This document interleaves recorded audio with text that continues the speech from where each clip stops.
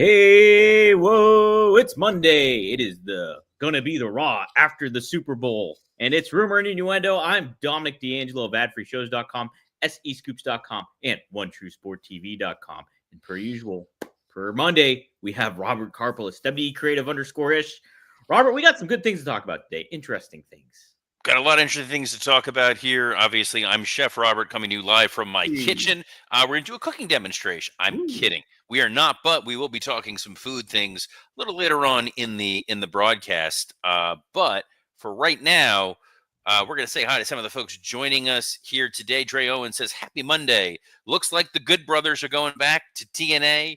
And then Jeff Henninger says, "Ding dong, the dynasty is dead. Fly, Eagles, fly."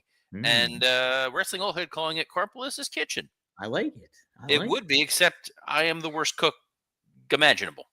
What is your specialty dish? If you had to make something, you were forced to make dinner, what would you do? Robert, are you frozen? Oh my God. Or you just don't know what to say. Robert has froze. Who can you see on here, guys? Chat, let me know.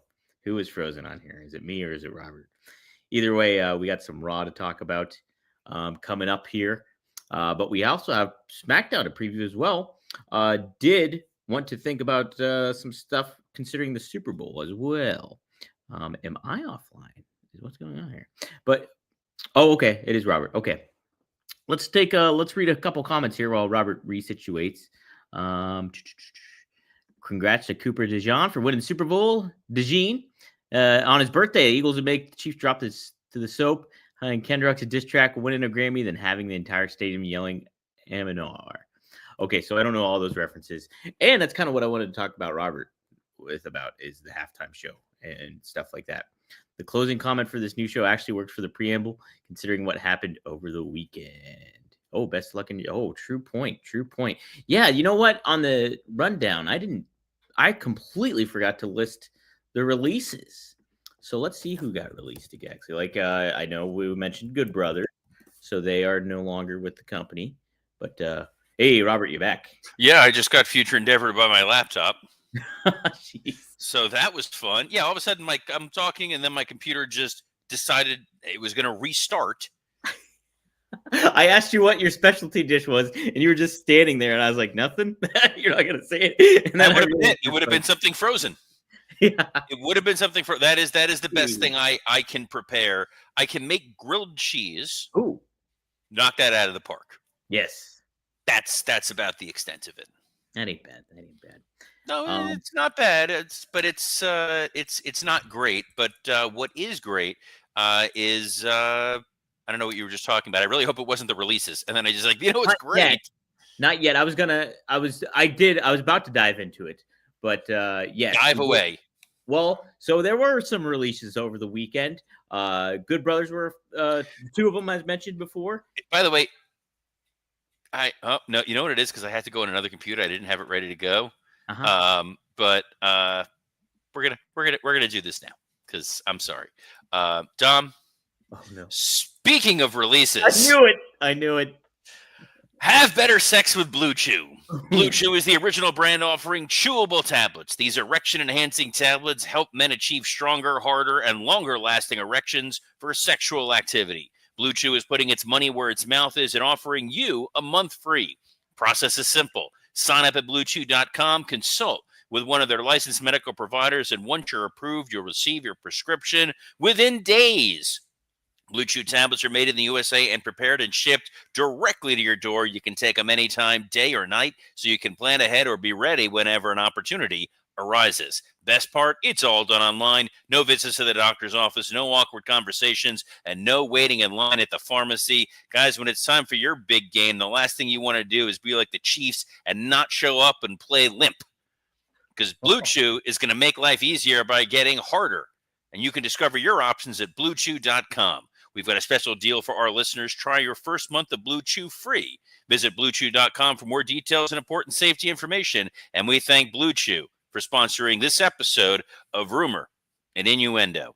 Yeah, I like it. Speaking of releases, the names that have been released from WWE are the Good Brothers, Cedric Alexander, Oh my God, I'm trying to. Isla Dawn, Alexa Lopez, Isla Alexa Dawn, Lopez, the Authors Giovanni of Pain, Vinci.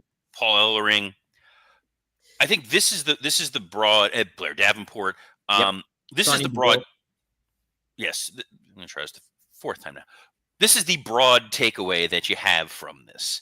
Mhm. A lot of these performers were very talented. It's just clear that they didn't necessarily have something lined up for them right now. WWE has an overabundance of talent.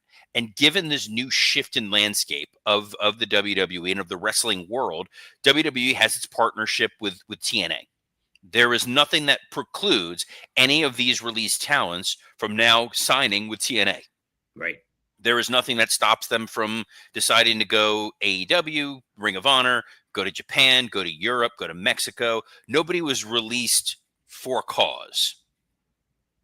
So the only person who probably got the short end of the stick was Giovanni Vinci, given all those Tiffany Stratton rumors, and you kind of want to make your world champion Gunther happy. So that makes a lot of sense. But everybody else, I thought, were really talented men and women who they just didn't necessarily have something immediately for them. Electra Lopez was part of Legado del Fantasma, but what was she adding to that group that, say, a Lola Vice couldn't do a better job of? The Isle of Dawn release is the one that really surprised me because I thought her and Alba Fire had a unique look. They Right. worked well as a team. They're former women's tag team champions. That one definitely surprised me. I think cutting loose the Authors of Pain and Paul Ellering made sense since Karrion Kross doesn't need a mouthpiece. Ellering was given nothing to do. Hmm. And the Authors of Pain were fine, but it feels like you're moving Karrion Kross into a more of a pot disturber than anything else.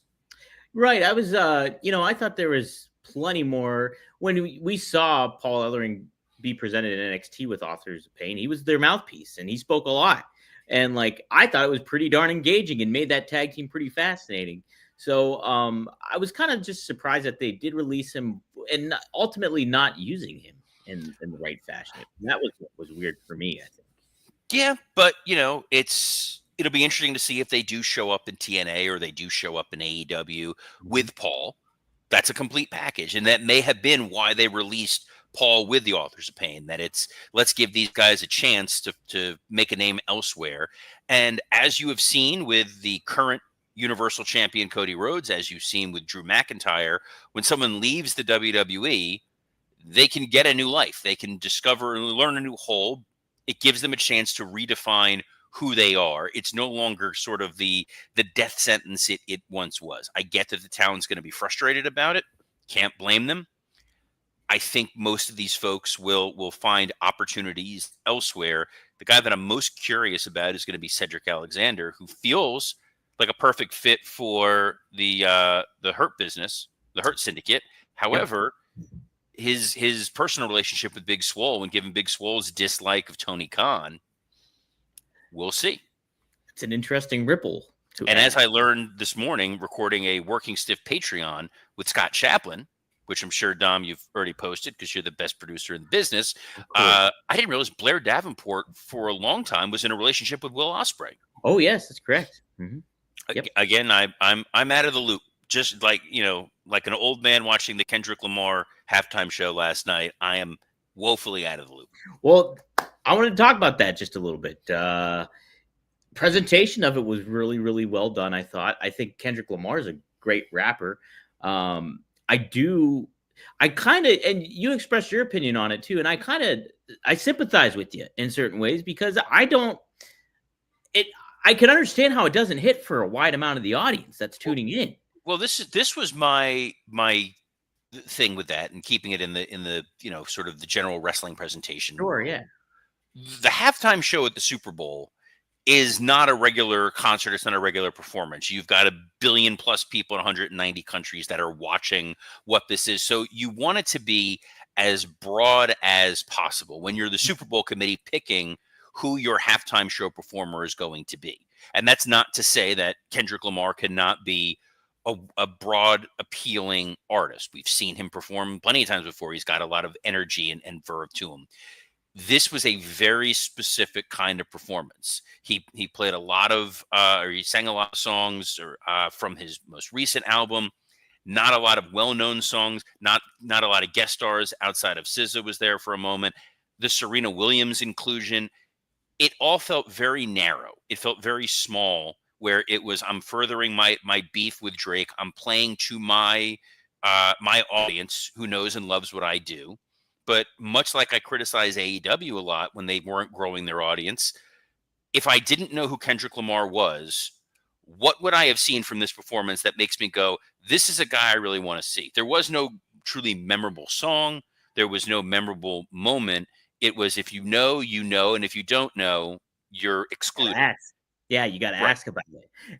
And like usually with halftime shows growing up, like there would be acts that everybody's basically familiar with. You have, I mean, like Michael Jackson, you have Prince, you have Diana Ross, you have who? Yeah, I mean, exactly. You go name for broad appeal, and we've seen where they've gone older, they've gone younger, they've gone different demographics, going all the way back to when it was like, here's In Sync, or here's The Weekend. right. And I try to delineate too. And what we talk about here on wrestling is like, Jey Uso winning the Royal Rumble might not necessarily be for us. It's for a younger audience. It's to get that younger crowd into it. So I get that, but the Super Bowl's a big thing. It's all encompassing. It is. I compared it to WrestleMania, and when you have your headlining Super Bowl a halftime show act, you wanted to reach the biggest audience as possible. And I talked to some folks and saw some people's reactions, like a friend of the show, Jamie Iovine, loved it. He's a big Kendrick Lamar fan, thought knocked it out of the park. I spoke to some other folks who were less enamored. And there are some people who I know did not like this for the wrong reasons. I believe that. The Yep. the culturally uncomfortable reasons that has nothing to do with what it is. But when you're in that stadium and Jay-Z is there, Paul McCartney is there, Taylor Swift is there, those are, broad cross-generational 4-quadrant artists who I think people would have been really excited for.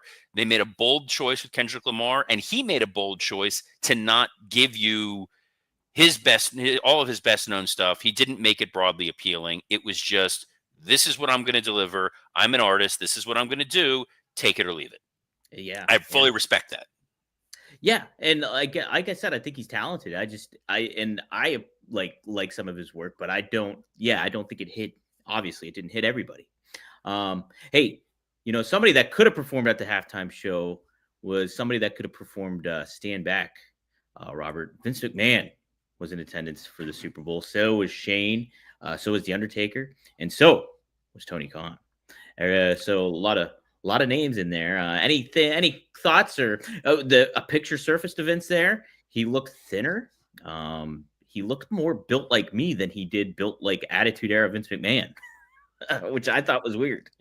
Oh, he hasn't been able to go to his gym in Titan Tower. They sold the damn building out from under him.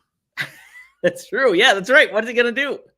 But I think it was interesting that Vince wasn't with Shane. So that's not at all tense and uncomfortable. Undertaker being there makes a lot of sense. He's been in a lot of the college football games over this last season. He's been a fixture on College Game Day and ABC. There was a picture I saw of Tony Khan with Bumper from Pitch Perfect. Oh, is that who that was? Yes. So that was fun. Yeah, it's great to see wrestling folks there. The Vince one is surprising because we have not really seen or heard from Vince in quite some time. Yeah. And he had a lanyard, so clearly he was there as a guest of someone we know. He's friends with Donald Trump. This is the first time a sitting president was in attendance. Quite the interesting situation there. It was very fascinating. Vince had Cruella de Vil hair, which was interesting as well, if you noticed that. Boy, you were like catty today, dude. I'm just observing. I'm just seeing what I'm talking about. You're being snarky and mean, and I don't know what to tell you. You know what I think it is, Tom. What do you think it is, Robert? I think it's lunchtime. I think you're hangry. I think you're punchy. I think you're forgetting what it's like to kind of reconnect with your youth. And as a kid, I love to eat cereal. As an adult, I don't want all that sugar. I know I'm in the the kitchen here. Like I'm gonna eat lunch as soon as we're over. I'm not eating stuff with a lot of sugar. A lot of these cereals, they don't give me the protein that I need. Then I found Magic Spoon, a nostalgically delicious cereal that tastes just like my childhood favorites, but without the sugar and with a ton of protein.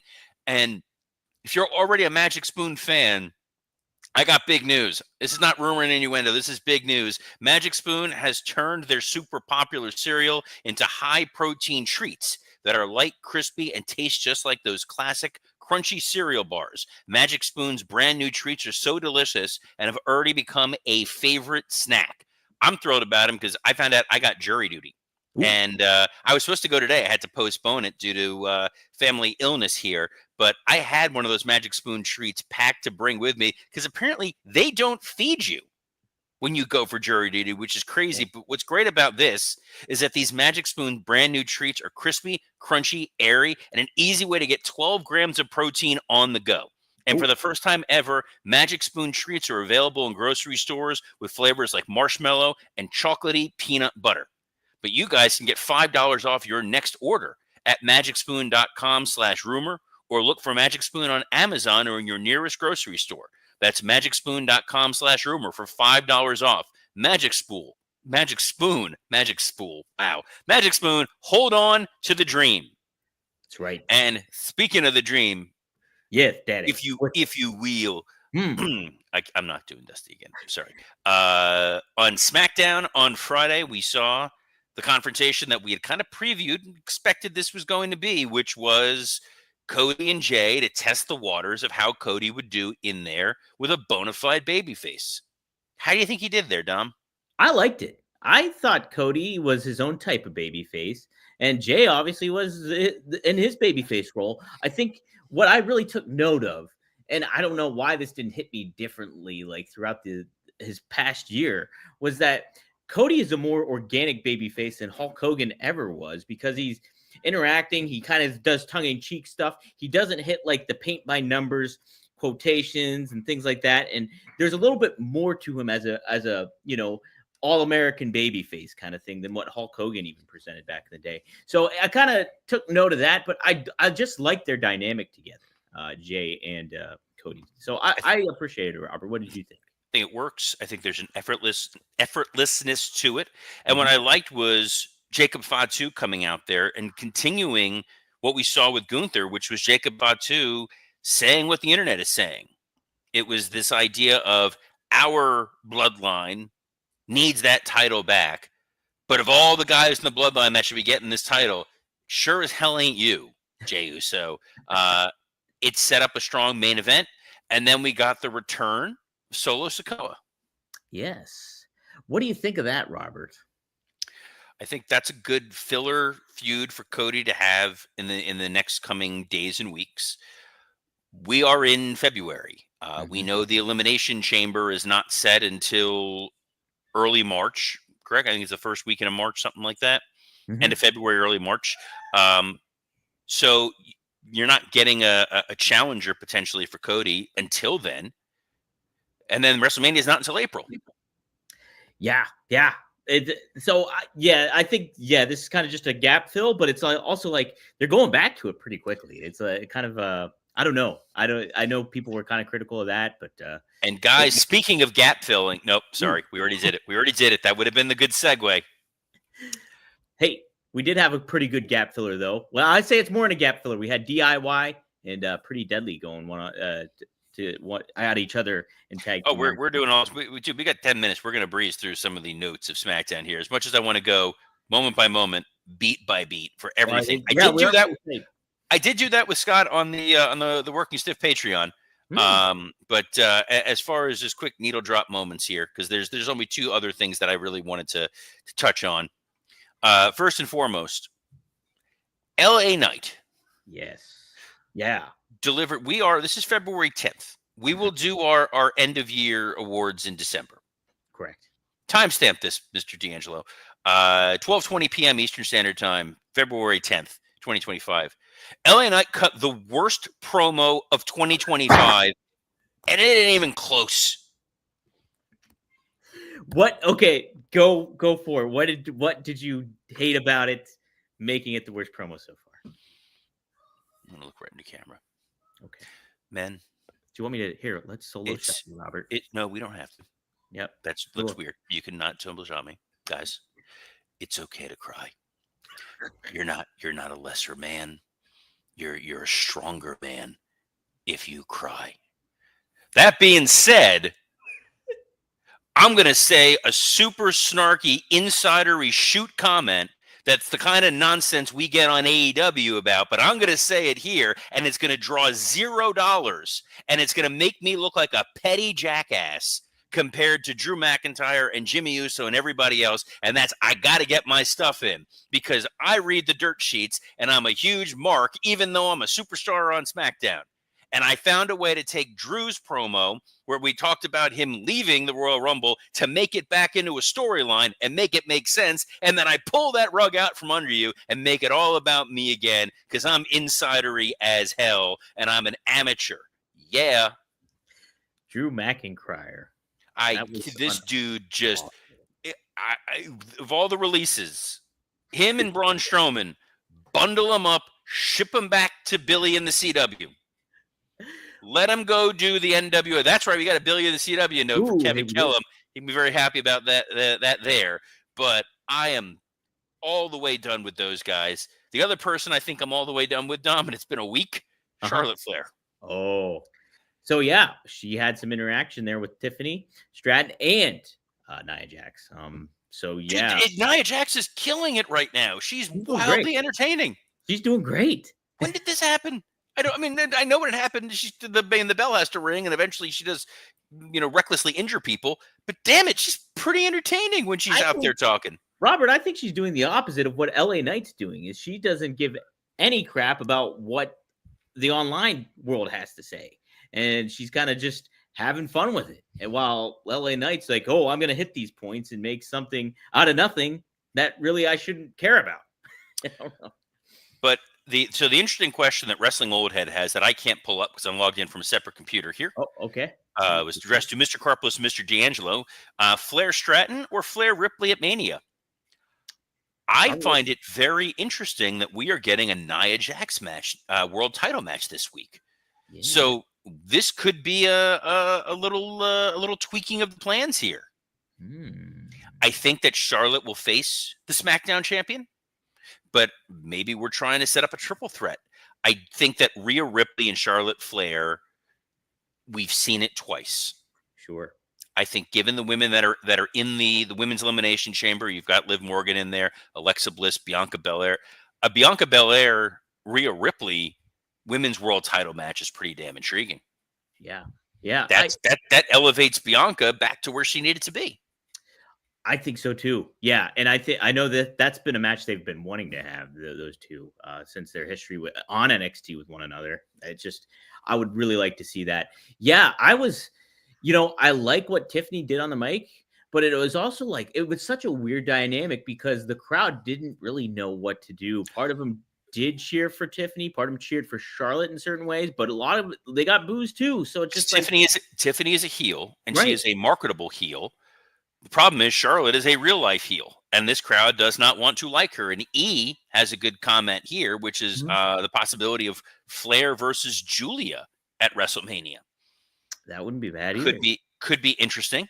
I think that Flair Julia definitely works. I think for Bianca, not to do the fantasy booking whatever world here, but we've kind of hinted for quite a little while now that it feels like Naomi is the one who took out Jade Cargill. Right. So if Bianca is now pursuing a singles title, this green-eyed monster of Naomi may take over and cost Bianca the match. Or we find out that it was Bianca all along who took out Jade Cargill, and now she's a dastardly heel. And I want to note, too, that Bianca is really good at being a heel. She's a great heel. She's a great heel. Like, I remember seeing her in NXT, like in Pittsburgh, that she showed up. She elicited some good heat there. So there's something that we could definitely enjoy with Bianca in a heel role. And going up against the babyface Rhea Ripley, that would be pretty darn cool. I think that would be. I think that'd be pretty great.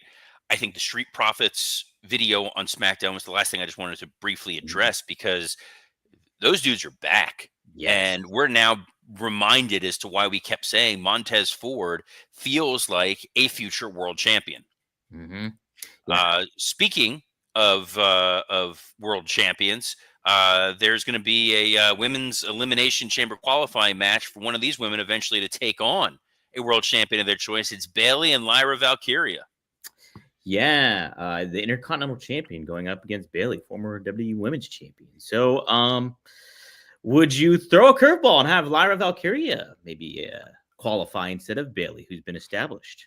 Absolutely not. No, this will be. I think the fact that we're getting to a Lyra Valkyria Ivy Nile match means you could have distraction, interference, what have you. I think it's a chance for Bailey to get to work and elevate Lyra, since we know Bailey's great in the ring with anybody. On the men's side, it's Rey Mysterio, Logan Paul. That's going to be a fun one. My gut tells me it'll be Logan Paul. I think that they want that big attraction for Elimination Chamber. It's a chance for Logan Paul to mix it up again with CM Punk, who we eliminated face to face with John Cena. There could be some just fun moments for him there. Given that Logan Paul has now this loose association with New Day, maybe we see some New Day moments where they're trying to ingratiate themselves to a big time star. But I think Logan and Ray will be great. On the other hand, one of the other dudes that Logan Paul eliminated is scheduled to appear on Raw tonight, Dom. That's right. AJ Styles returning to Raw as a roster member. Yeah, I'm all for this. People like AJ Styles. I like AJ Styles. I think he's phenomenal, as it were. And it should be interesting, Robert. We're also going to hear from CM Punk, who I think is going to continue to tease this John Cena tension that he's been talking about of late. You like this, Robert?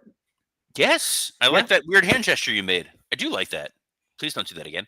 No, I did. I like that Punk and Cena are gently teasing each other. Obviously, we're not going to get a full on feud with these guys, but kind of like it.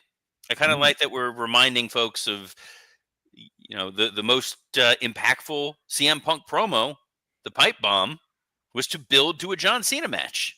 That is true. We also have Damage Control, Dakota Kai and Io Sky versus Raquel Rodriguez and Liv Morgan. Thrilled that Dakota's back. Glad that that whatever this recent injury scare was, hopefully was not as bad as we had thought. Yeah. I think this should be a pretty okay match, given that the Liv and Raquel match against Bianca and Naomi I thought stunk on ice, to be polite. But I think Io Sky is one of the best wrestlers in the world, regardless of gender. And Dakota Kai is very good. Liv Morgan's very good, and Raquel will also be there. Raquel is sort of the Greg Gagne of that group. And speaking of Greg Gagne, believe that you have a podcast with him and Magnum TA. That's correct, Robert. Every Tuesday, typically, we go live at 4 p.m. Eastern Standard Time on FourHorsemenNetwork.com and OneTrueSportTV.com. Greg, Magnum, and I, we talk about the current news of wrestling, but we touch upon some historical stuff, too. We got a lot of fan interaction. You can interact live with us at every Tuesday at 4 p.m. Eastern Standard Time. I have never once been invited to interact. Come on and interact, Robert. You can join on in. Everybody's welcome. And hey, we welcome Devon Dudley to RVD this week. He joined us, and we talked in depth about his career in WWE, his solo run, and what exactly happened with that, and why it got stifled.